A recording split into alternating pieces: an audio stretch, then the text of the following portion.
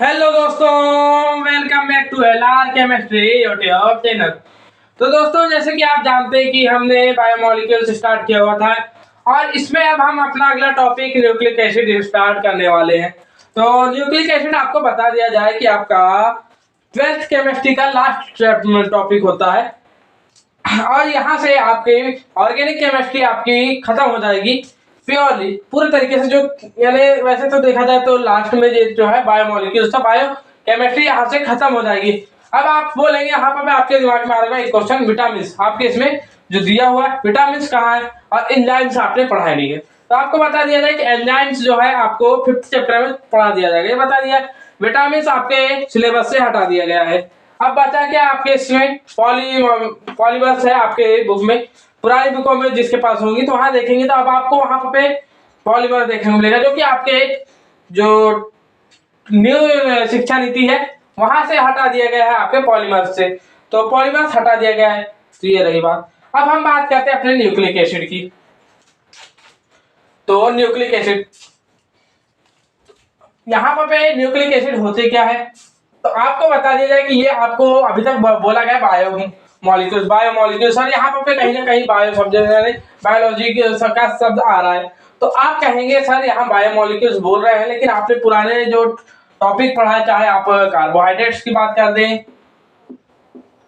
या फिर आप बात करें न्यूक्लिक एसिड्स ये रहा एमिनो एसिड्स यानी प्रोटीन्स की,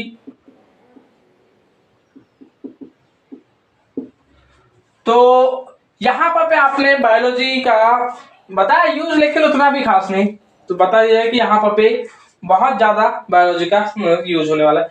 तो कहानी क्या होती है, आप जो है जैसे कार्बोहाइड्रेट पढ़े, आपकी केमिस्ट्री वो की एक गंदी आदत होती है, मैंने बताया था कि वो किसी भी मॉलिक्यूल्स को फर्दर और ज्यादा डिवाइडेबल करने की कोशिश करते हैं। वैसे कार्बोहाइड्रेट्स को हाइड्रोलिसिस करने की कोशिश की गई, यानी थोड़ा बहुत और डीप जाने की कोशिश की गई। तो डीप गए तो यहाँ पे आपको प्रोटीन्स मिले, प्रोटीन्स के बाद क्या मिले आपको, यहाँ से प्रोटीन्स तक पहुंचे आप। प्रोटीन्स, अब ये दोनों थोड़े से अलग है, ये बात बता दीजिए। अब प्रोटीन्स को आपने फिर फर्दर डिवाइडेबल किए तो यहाँ एमिनो एसिड्स प्राप्त हुए, तो एमिनो एसिड्स की प्राप्ति की है। तो चलिए यहाँ तक तो आप पहुंच गए थे। अब हम बात करते हैं अपने अगले टॉपिक। ठीक, यहाँ आने से पहले थोड़ा सा हम बायोलॉजी का नॉलेज ले लेते हैं। तो आप एक शब्द आप बायोलॉजी वाले रिलेटेड होंगे और अब मैथ्स वाले भी थोड़ी बहुत रिलेटेबिलिटी बनाएंगे इससे। वो शब्द है हेरिडिटी, जिसको कहते हैं हम दूसरे शब्दों में जीन। तो व्हाट इज जीन या फिर व्हाट इज हेरिडिटी, यानी हेरिडिटी या जीन क्या है। तो आप जो है एक बात बताइए, आपने ये चीज तो कभी कभी नोटिस की होगी, कभी क्या आप नोटिस करते ही होंगे कि कई गुण आपके और आपके पिताजी हुए, आपके दादाजी हुए या फिर इवन आपके भाई हुए, बहन हुए, उनके कुछ गुण ऐसे हैं जो कि चाहे बोलने के हो, चाहे रहने खाने या फिर किसी भी तरीके के गुण हो, चाहे आपकी हाइट रिलेटेड हो, चाहे आपके सोचने से रिलेटेड हो, चाहे किसी कार्य को स्पेशली करने के रिलेटेड हो, या फिर आपके किसी मेंटली डिसऑर्डर या फिर एबिलिटी पे आधारित हो।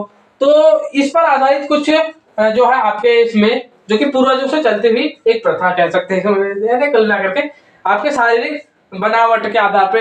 तो यहाँ पे आपको ऐसी चीजें देखने को मिलती हैं। तो इसी आधार पे तो ये सभी चीजों को देखने को मिलते हैं, मतलब ये हमें कुछ ना कुछ जो गुण है वो हमें कुछ पूर्वजों से प्राप्त होते हैं। तो कुछ गुण जो है आपके पूर्वजों से प्राप्त होते हैं। इसी पर आधारित हमने ये जो है हार्मोन्स के ऊपर भी थोड़ी बात की थी, तो वहां से आते हैं। तो इसके बाद आते हैं, तो ये तो बात की, तो यहाँ पे जब वो गुण आते हैं, ये गुण किसके कारण आते हैं, तो वो आते हैं हमारे जीन के कारण। और यही जो होते हैं जीन के कारण आते हैं हमारे शरीर में। किसके कारण आते हैं, जीन के कारण या फिर हेरिडिटी के कारण। हेरिडिटी कुछ नहीं, ये कुछ बेसिक कैरेक्टर, यानी ये कैरेक्टर्स होते हैं। कैरेक्टर्स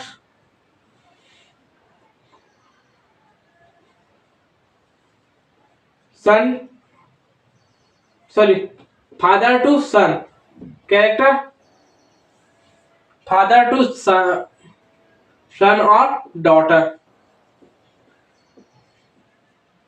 अब यहाँ पे भी ओनली फादर ही आएगा, यहाँ पर मदर मतलब मम्मी और पापा जो जितने आपके माता पिता होते हैं उनके 50-50% जो जीन आते हैं इन पर 50% अगर से अधिकार आपका अगर से पिताजी का होगा तो 50% ही अधिकार उन गुणों पर जो है आपकी माता जी का भी होगा, मतलब बराबर ही मात्रा में अधिकार होता है। अब इसे क्यों कहा जाता है, तो यहाँ पर क्या होता है कि आपके जो, अब ये बता दिया जाए कि ये जीन जो है कहाँ पाए जाते हैं। सबसे पहली बात तो हम बात करते हैं ये जीन पाए कहाँ जाते हैं, तो जो आपके कुछ कोशिकाएं होती, कुछ सेल्स होती हैं जो कि जो है आपके मेल मेल शरीर से फीमेल शरीर में प्रवेश करते हैं और वहां पर पे आपको मेल फीमेल और यहाँ पर पे एक एक्स्ट्रा सेल का निर्माण करते हैं, मेल प्लस फीमेल मिल करके ये जो है इनके कुछ सेल्स मिल करके यहाँ पर पे आपको देते हैं, जो कि होता है ये जो एक्स्ट्रा सेल देते हैं उसे कहते हैं हम गैमेट। गैमेट और इसके न्यूक्लियस, इसके गैमेट के न्यूक्लियस, इसके न्यूक्लियस में क्या पाया जाता है, इसके न्यूक्लियस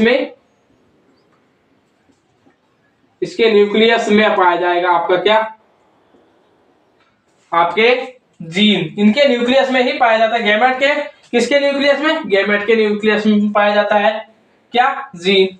अब बता दिया जाए कि ये जो गैमेट है, अब गैमेट ना कह करके इन्हें जाइगोट, अब ये गैमेट किस में होते हैं, अब गैमेट जो है अगर से मान लीजिए मेल गैमेट है, अगर से मेल गैमेट है, अगर से ये मेल गैमेट है तो आपको बता दी जाए, अब आप बायो वाले तो यहाँ सटले ही पहचान जाएंगे कि यहाँ पे मेल गैमेट्स को क्या कहते हैं, तो बोलेंगे आप स्पर्म, क्या बोलेंगे, स्पर्म।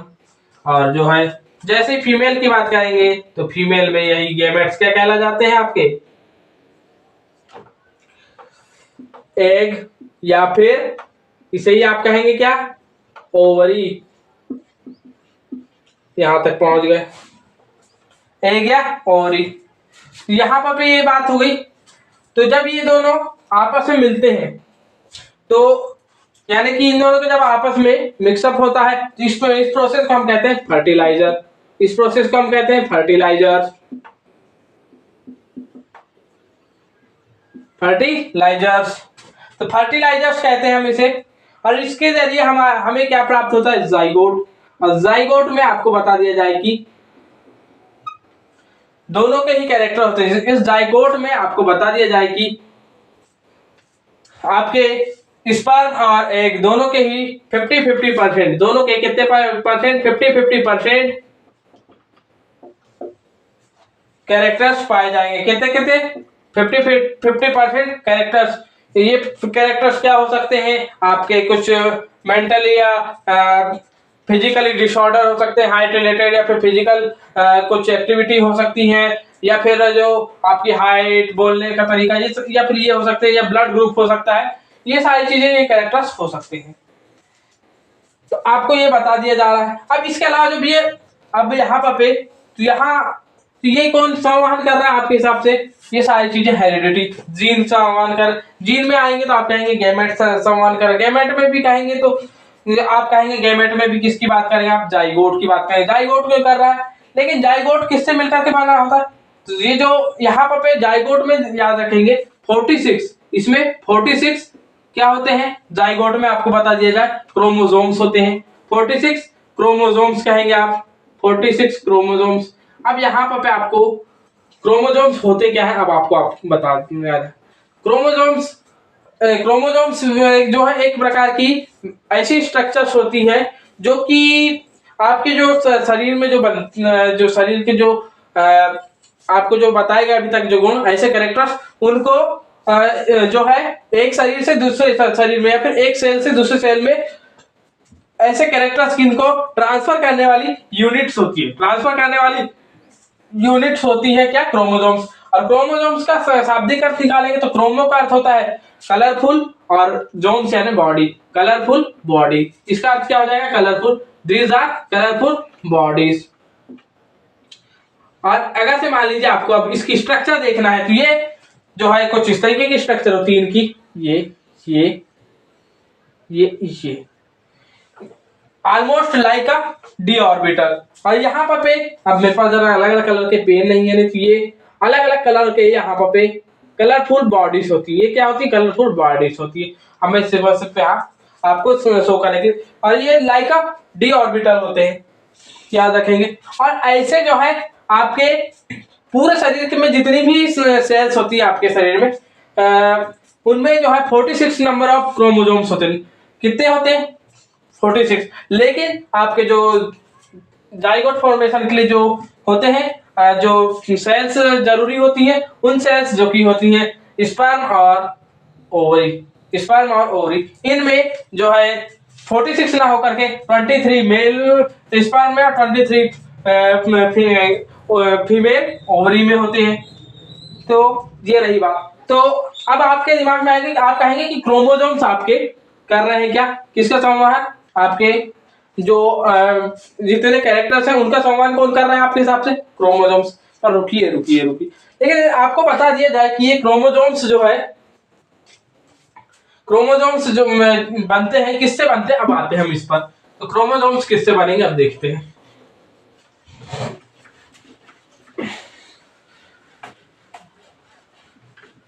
बिल्कुल आप अपने कॉपी में नोट करते जाए, शॉर्ट्स नोट्स बनाएंगे तो ही आपको ये वाला टॉपिक समझ में आएगा, नहीं तो नहीं आ पाएगा। तो ये आते हैं, आपको बता दिया जाए कि जो है ये हम क्या पढ़ रहे थे बताइए? लास्ट में क्या कौन सी शब्दावली पढ़ रहे थे? तो हम शब्दावली पढ़ रहे थे वो आपके क्रोमोसोम। क्या पढ़ रहे थे? क्रोमोसोम्स। तो क्रोमोसोम्स तो ये क्या होते हैं? तो मैंने बताया था कलरफुल बॉडीज। तो अब मैं बता दूं कि ये जो है आपके दो बायोमोलिक्यूल्स, दो प्रकार के बायोमोलिक्यूल्स जो कि होते हैं। पहला होता है प्रोटीन्स और दूसरा होता है न्यूक्लिक एसिड। ये लीजिए, तो इन दो से मिलकर के बने होते हैं, न्यूक्लिक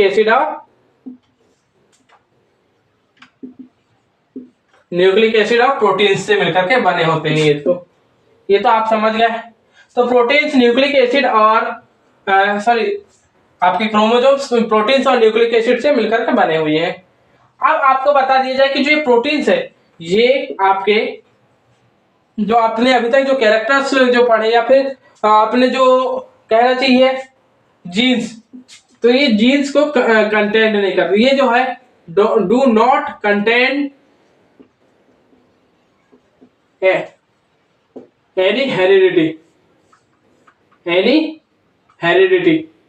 हेरिडिटी कह दे या फिर हेरिडिटी कैरेक्टर्स कहेंगे हम। यहाँ पर हेरिडिटी ना कह करके यहाँ हम थोड़ा सा एडवांस लेवल में पढ़ रहे हैं, इस वजह से हम कहेंगे इसे हेरिडिटी कैरेक्टर्स।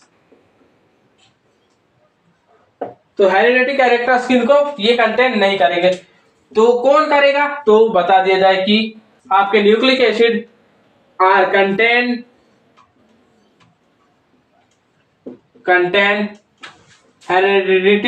Heredity characters.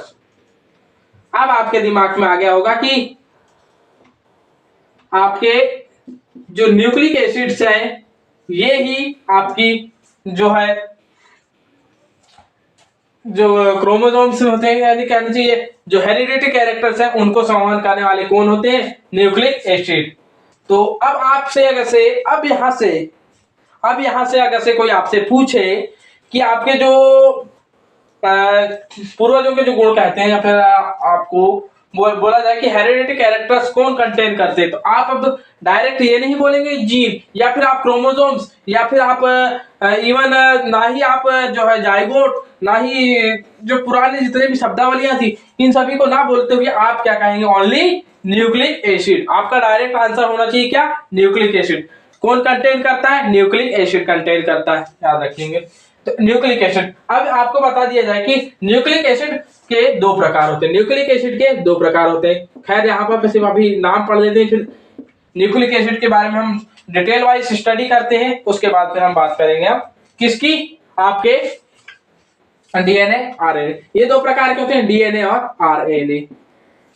पहला होता है डीऑक्सी डीऑक्सी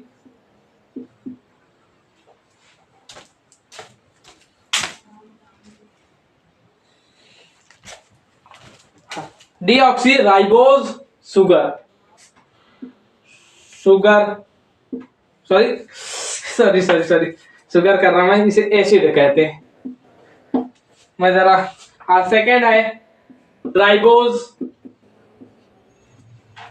न्यू कहा यार, मैं भी वीडियो के टाइमिंग पर ध्यान जा रहा है ना कि न्यूक्लिक एसिड। हाँ, ये हो गया। अब इसके अलावा आरएनए, आरएनए क्या होता है तो आपको बता दीजिए कि राइबोज न्यूक्लिक एसिड, तो ये रहेगा। तो आपने देख लिया कि ये दो प्रकार के होते हैं, डीएनए और आरएनए। अब देखते हैं हम डीएनए आरएनए तो दो प्रकार के होते हैं, लेकिन आपको बता दिया जाए कि ये जो है बता दिया जाए कि ये जो न्यूक्लिक एसिड है, न्यूक्लिक एसिड होते क्या है और इनके जो है हमने जिस प्रकार आपके कार्बोहाइड्रेट्स को हाइड्रोलिसिस किया, उसके बाद आपके प्रोटीन्स को हाइड्रोलिसिस किया और प्रोटीन्स को हाइड्रोलिसिस किया, एमिनो एसिड प्राप्त किया, एमिनो एसिड्स का हाइड्रेशन किया, तो हमें एक प्रकार से उनका हाइड्रोलिसिस हाइड्रेशन ये सारी चीजें की। उसी प्रकार अब हम अगर से मान लीजिए आपके न्यूक्लिक एसिड के हाइड्रेशन कराते हैं, हम न्यूक्लिक एसिड की हाइड्रेशन कराएंगे। अब तो न्यूक्लिक एसिड के हाइड्रेशन पे हमें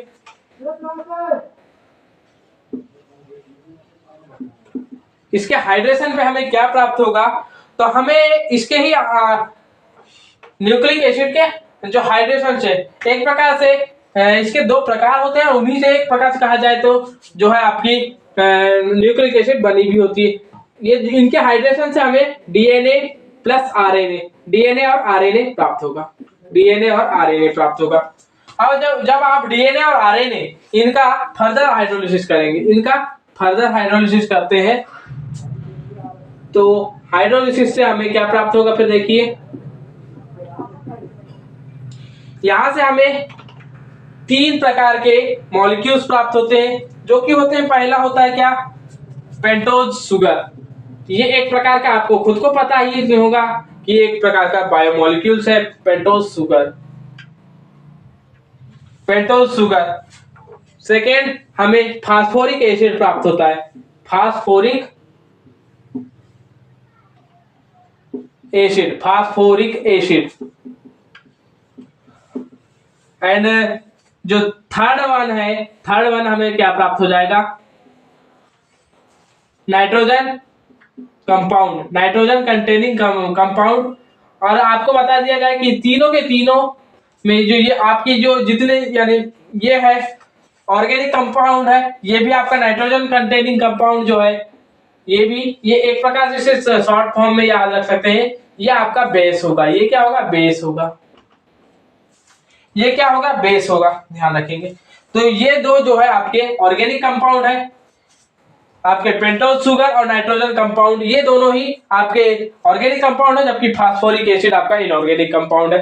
तो अब हम इनके स्ट्रक्चर्स की बात करते हैं, इनके स्ट्रक्चर्स की बात करते हैं। और आपको बता दिया जाए कि स्ट्रक्चर से बात करने से पहले कि जो ये पेंटोज है, ये डी पेंटोज है, ना कि एल पेंटोज, ये है डी पेंटोज। और हम मुख्यतः वैसे भी इस पूरे चैप्टर में डी एक प्रकार से आपके डी पेंटोज, डी लैक्टोज, इनकी बात तो ज्यादा की है हमने। जो है एल पेंटोज, एल लैक्टोज, इनके बारे में जानकारी नहीं ली है। तो अब हम बात करते हैं इनकी स्ट्रक्चर्स के बारे में। तो इनके स्ट्रक्चर्स के बारे में जानने के लिए आते हैं, तो इनकी स्ट्रक्चर्स बनाते हैं। तो मैं आपको सिर्फ से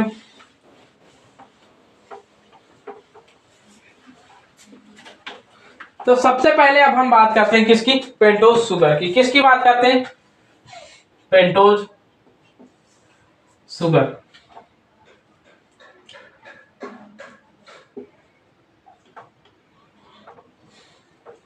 अब एक प्रकार से सबसे पहले इसके लिए आप फ्यूरॉन रिंग बनाएंगे। क्या बनाएंगे, फ्यूरॉन रिंग, जो कि होती कुछ इस तरीके की।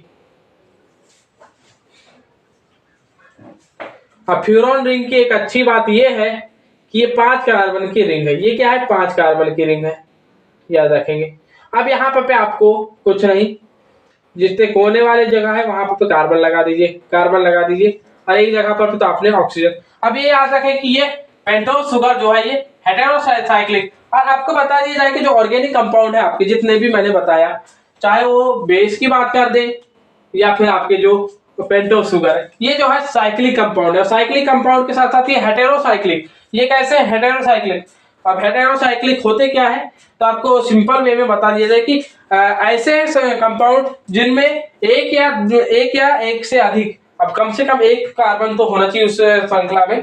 तो यहाँ पे एक कार्बन या एक से अधिक कार्बन को हटा करके अन्य जैसे ऑक्सीजन, नाइट्रोजन जैसे पॉलीहाइड्रिक यानी पॉलीबॉन्डेड एटम्स को रखना, ये कहलाता है हेटेरोसाइक्लिक। तो यहाँ पे आपने ये किए। अब आप क्या बना रहे हैं? D pentose. आप क्या बना रहे हैं? D pentose. तो डी पेंटोज के लिए आपको रखना पड़ेगा यहाँ पर पे, यहाँ CH2OH हो जाएगा, यहाँ पर पे CHO हो जाएगा,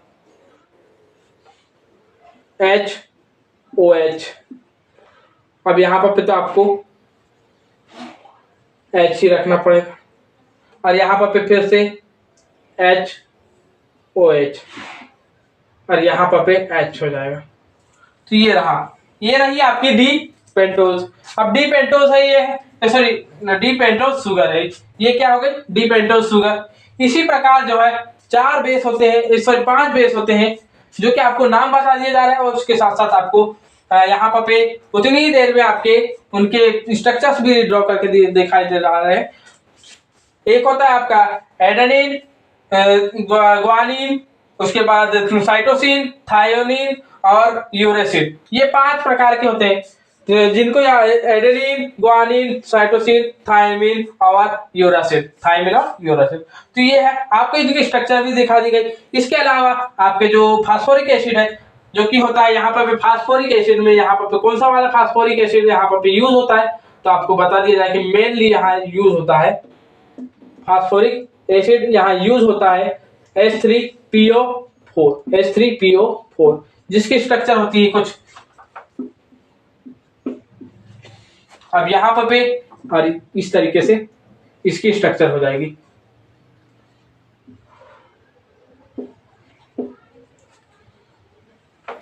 इस तरीके से बना, तो ये रही H3PO4 की स्ट्रक्चर। तो यहाँ पर मैंने जो जितने भी आपके मॉलिक्यूल्स यूज हुए हैं उनकी स्ट्रक्चर्स बता दिया। अब क्या होता है कि अब इनसे आपको बता दिया गया कि इनके हाइड्रोलिसिस से आपको क्या प्राप्त होता है, यानी इनका हाइड्रेशन कराते जाएंगे तो हमें क्या प्राप्त होता जाएगा। तो सबसे पहले हाइड्रोलिसिस किस किस का होगा, कैसे कैसे, यहाँ पर 2 प्रकार के प्रिंट से जो है हमें एटम्स प्राप्त होते हैं, मॉलिक्यूल्स प्राप्त होते हैं। 2 प्रकार के मॉलिक्यूल्स प्राप्त होंगे, जो कि होते हैं, पहला मॉलिक्यूल होता है आपका न्यूक्लियोसाइड। पहला होता है न्यूक्लियोसाइड और न्यूक्लियोसाइड का किनसे मिलकर के बना होता है, तो आपको बता दिया जाए कि आपका यहाँ पे सबसे पहले पेंटोज शुगर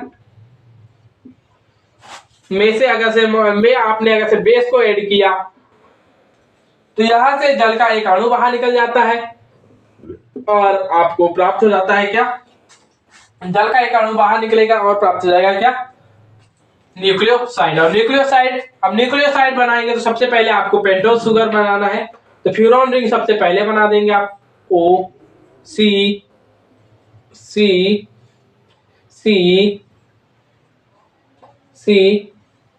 ये बनाए। यहाँ पे CHO, यहाँ पे आपको H। अब यहाँ पे आपको बता दिया जाए कि आपने जो पिछले समय पढ़ा था पेंटोज शुगर, तो वहां पे गड़बड़ी कर दिया था मैंने, जो कि था कि मैंने सिंपल बनाया था किसका, आपके ऑक्सी यानी कि राइबोज RNA की, बस RNA के लिए मैंने पेंटोज शुगर बनाया था बस। अब मैं DNA के लिए पेंटोज शुगर एक बार बना करके दिखा देता हूँ। जो कि कुछ इस तरीके से होगी। स्ट्रक्चर लगभग लगभग सेम होगी, बस यहाँ पर पे से CHO H, यहाँ पर पे से आपका क्या हट जाएगा, ऑक्सीजन हट जाएगा और यहाँ पर पे हाइड्रोजन हाइड्रोजन रह जाएगा और यहाँ पर पे OH ग्रुप और यहाँ पर पे H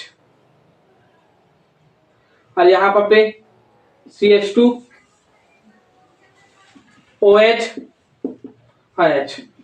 तो कुछ इस तरीके से यहाँ पर स्ट्रक्चर होती है। तो अब हम बात करते हैं, मान लीजिए अब मैं यहाँ H मैं बना रहा हूं RNA के लिए न्यूक्लियोसाइड, RNA के लिए न्यूक्लियोसाइड, RNA के लिए न्यूक्लियोसाइड बना रहा हूं, तो यहाँ पर OH रहेगा, यहाँ पर OH बना लीजिए, यहाँ H बना लीजिए, यहाँ इस तरीके से CH2 OH और यहाँ पर H। यहाँ का जो है आपको यहाँ पर पे से क्या होगा कि यहाँ का H, ये वाला H और बेस का OH मिलकर के हट जाएगा और यहाँ बेस ऐड हो जाएगा, कोई भी एक बेस आकर के यहाँ ऐड हो जाएगा और इस तरीके से आपका क्या बन जाएगा, न्यूक्लियोसाइड। इसी तरीके से अगर से मान लीजिए यहाँ पर से आपने ऑक्सीजन को हटा दिया तो यहाँ पर बन जाएगा क्या, ये यहाँ से क्या प्राप्त हो गया, तो ये हो जाएगा डीऑक्सी यानी DNA के लिए न्यूक्लियोसाइड, DNA के लिए न्यूक्लियोसाइड। अब मान लीजिए न्यूक्लियोटाइड बनाना है, तो न्यूक्लियोटाइड बनाने के लिए, सॉरी न्यूक्लियोसाइड के लिए मैंने थोड़ी सी गड़बड़ कर दिया, न्यूक्लियोसाइड के लिए यहाँ पर ना जुड़ करके न्यूक्लियोसाइड में यहाँ जुड़ता है, न्यूक्लियोसाइड में यहाँ से CO और यहाँ का H हट कर यहाँ बेस जुड़ता है, यहाँ बेस जुड़ता है न्यूक्लियोसाइड में। और न्यूक्लियोटाइड साइड की जगह टाइड, अगर मान लीजिए टाइड ला रहे हैं तो टाइड में T रहता है और T मतलब आप कह सकते हैं तीन, T का मतलब यहाँ निकाल सकते हैं तीन, तो यहाँ पर पे आपके पेंटोज शुगर बेस और इसके साथ साथ आपको क्या मिल जाएगा, यहाँ पर पे फास्फोरिक एसिड, तो फास्फोरिक एसिड, तो यहाँ फास्फोरिक एसिड भी ऐड हो जाएगा और यहाँ पर पे फिर से जल का एक अणु और निकल जाएगा और यहाँ का OH हट जाएगा और यहाँ पर पे आकर के फास्फोरिक एसिड का यहाँ पर पे से P O, यहाँ पर पे एक O जुड़ जाएगा, यहाँ पर पे OH, इधर OH और ये डबल बॉन्डेड O। तो कुछ इस तरीके से होगा और ऐसे ही मेरी मतलब एक से ज्यादा यहाँ पर पे इनका पॉलीमराइजेशन होगा, इनका पॉलीमराइजेशन होगा। अगर इनका क्या होता है, पॉलीमराइजेशन होता है, तो इनके पॉलीमराइजेशन से हमें क्या प्राप्त हो जाएगा, इनके पॉलीमराइजेशन से ही हमें क्या प्राप्त होता है, DNA और RNA, सॉरी DNA RNA, और यहीं से फिर आपको DNA RNA मिलेगा और DNA RNA से ही हमें फिर न्यूक्लिक एसिड देखने को मिलता है। अब हम आपको पता है, आपसे पूछा जाए कि यही स्ट्रक्चर है कि जो आपके क्या कहना चाहिए DNA RNA की, तो आप बोलेंगे ये तो नहीं है, यहाँ पे तो आप सिर्फ बेस लिख करके छोड़ दिए और कुछ नहीं, और आपको यहाँ पे तो समझ में नहीं आ रहा है कि यहाँ DNA है क्या RNA है क्या है। तो इसके लिए फिर हम आते हैं, तो आपको बता दिया जाए कि न्यूक्लियोटाइड से ही आपने अभी तक देखा, आपने पता किया कि न्यूक्लियोटाइड से ही क्या बनेगा, आपका DNA और RNA बनेगा, DNA और RNA से RNA बनेगा। तो अगर से मान लीजिए यहाँ आते हैं आपके वाटसन और क्रिक, हम जो है थोड़ी सी एक जो कि स्ट्रक्चर होती है जो कि क्या कहना चाहिए अलग अलग उसी स्ट्रक्चर से बना करके, तो वहां से ना करके हम सीधे वाटसन और क्रिक की स्ट्रक्चर पर आते हैं। तो वाटसन और क्रिक नाम के दो वैज्ञानिक थे, वाटसन एंड क्रिक नाम के दो वैज्ञानिक थे और इन्होंने जो है डबल हेलिक्स मॉडल प्रपोज किया था। इन्होंने कौन सा मॉडल प्रपोज किया, किसके लिए, न्यूक्लियर जो आपके DNA और RNA के लिए डबल हेलिक्स मॉडल प्रपोज किया। और ये मॉडल किस इस तरीके से था, जिस तरीके से आपने किसका देखा था अभी कुछ पिछले ही वीडियो में, तो पिछले ही वीडियो में आपने देखा था प्रोटीन्स के लिए, तो प्रोटीन्स के लिए डबल हेलिक्स उसी तरीके से था है। तो यहाँ पे कुछ इस तरीके से, तो कुछ इस तरीके से लाया, यहाँ पे आएगा क्या, डबल हेलिक्स। तो यहाँ पे क्या होता है कि पहले डीएनए में देखा जाए तो पहले आता है एडेनिन, फिर आता है एडेनिन से जुड़ेगा कौन, ग्वानिन, एडेनिन से ग्वानिन और साइटोसिन से थाइमिन। किसके लिए मैं ये बात कर रहा हूँ, डीएनए के लिए, डीएनए की बात कर रहा हूँ। तो एडेनिन से ग्वानिन और साइटोसिन से थाइमिन, एडेनिन से ग्वानिन और साइटोसिन से थाइमिन, और एडेनिन से ग्वानिन ट्रिपल, और जो है ये हाइड्रोजन बॉन्ड, और ये किससे जुड़ेंगे, हाइड्रोजन बॉन्ड से जुड़ेंगे, ये किससे जुड़ेंगे, हाइड्रोजन बॉन्ड से, और ये ट्रिपल हाइड्रोजन बॉन्ड से जुड़ते हैं, ये ट्रिपल हाइड्रोजन बॉन्ड से जुड़ेंगे, जबकि ये साइटोसिन से थाइमिन डबल हाइड्रोजन बॉन्ड से जुड़ेगा। और सबसे पहले एडेनिन आएगा, इसमें एडेनिन, यहाँ पे ग्वानिन आ जाएगा, ये ट्रिपल बॉन्ड से जुड़े। फिर इसके बाद यहाँ पे आपका आ जाएगा साइटोसिन, ट्रिपल बॉन्ड से जोड़ दिए थे आपने, इधर डबल बॉन्ड से थाइमिन जोड़ दिए। फिर आएगा आपका, फिर से ला लिया आपने एडेनिन, और एकांतर क्रम में आएंगे, एकांतर क्रम में आते जाएंगे, तो फिर आगे आपका साइटोसिन। तो इस तरीके से आप लाते जाएंगे और यहाँ पे ये जुड़ते जाएंगे। तो ये रही बात किसके लिए, आपके डीएनए के लिए। लेकिन जैसे ही आप आए में डीएनए के बाद आरएनए में आए, तो आरएनए में आए तो यहाँ पे एक जो है बेस, एक बेस चेंज हो जाता है, जो कि थाइमिन की जगह यहाँ यूरेसिल आ जाता है, यूरेसिल। तो यार यूरेसिल यहाँ पे डबल बॉन्ड से साइटोसिन से जुड़ेगा, साइटोसिन से जुड़ेगा।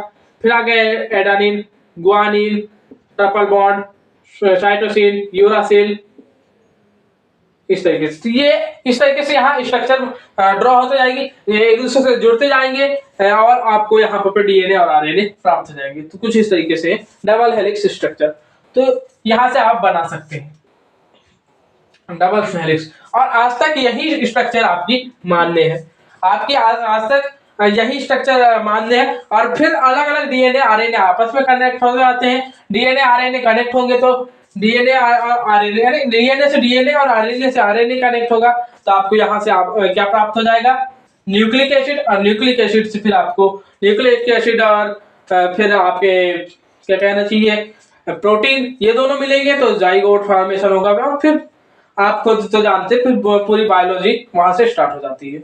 अब यहाँ पे भी आप बोलेंगे, यहाँ पे एडेनिन, ग्वानिन आया, या फिर आपके प्रोटीन्स में आए, तो वहां से भी आप अगर धीरे धीरे अंदर जाते जाते हैं तो आपको नाइट्रोजन, फास्फोरस, ऑक्सीजन, यहाँ पर देखिए आपने कि कार्बन, ये सारे कंपाउंड देखने को मिलते हैं। इवन आपको यहाँ पे फास्फोरस भी देखने को मिलता है, इवन यहाँ सल्फर भी देखने को मिलता है। तो आपको बता दिया जाए कि यहाँ पे एक आता है क्वेश्चन कि जो कुछ जगहों पर आता है, एक क्वेश्चन आया था बीच में और मैंने आपके ग्रुप में सेंड भी किया था कि प्रोटीन्स में कौन सा निम्न में से कौन सा परमाणु नहीं पाया जाता, और ऑप्शन में थे आपके कार्बन, हाइड्रोजन, ऑक्सीजन, नहीं शायद हाइड्रोजन नहीं था ऑप्शन में, लेकिन ऑक्सीजन था और सल्फर था और एक हीलियम था। तो यहाँ पे आप अगर से लगाएंगे तो आंसर हीलियम आएगा, मतलब कि सल्फर भी आपके इसमें पाया जाता है, तो याद रखेंगे। तो इसी के साथ आपका बायोमोलिक्यूल्स खत्म होता है। अब हम अगले जो वीडियो लेक्चर है उसमें आपके चैप्टर नंबर 4 की बात करेंगे, जो कि है आपका काफी इंपॉर्टेंट और काफी लोगों को डराने वाला।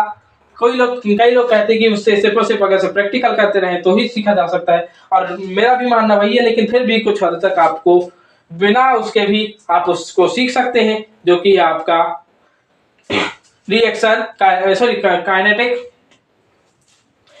केमिकल काइनेटिक्स है, केमिकल काइनेटिक्स। तो केमिकल काइनेटिक्स को लेकर के नेक्स्ट वीडियो में आते हैं। तो देखने के लिए धन्यवाद। जय हिंद, जय श्री राम।